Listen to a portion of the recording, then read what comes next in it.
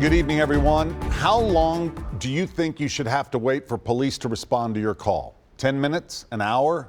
Well, one family waited 5 hours for officers to respond to the scene of a crash. But Metro Nashville Police say there's a good reason why.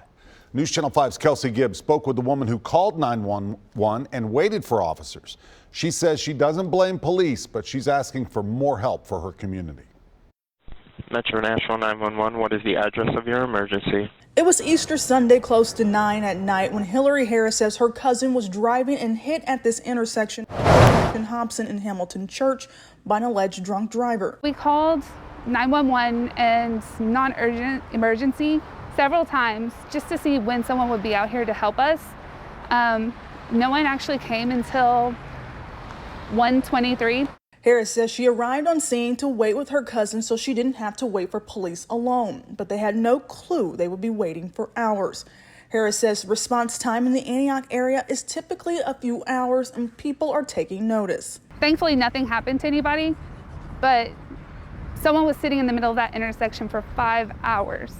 According to the Metro Department of Emergency Communications, the first call came in at 8:57 p.m. A total of 8 calls for a crash with no injuries came through the communications center. This could have really been a lot worse than what it was. But MNPD says on Sunday night by 9, South Precinct had just 13 officers working with 15 pending calls, including a domestic stabbing. Even with help from the Precision Policing Unit, it still wasn't enough officers, adding just 5 more to help with the load. I support our police. I'm very proud of our police and all of our emergency workers. It just seems to me like we need more attention than what we're getting.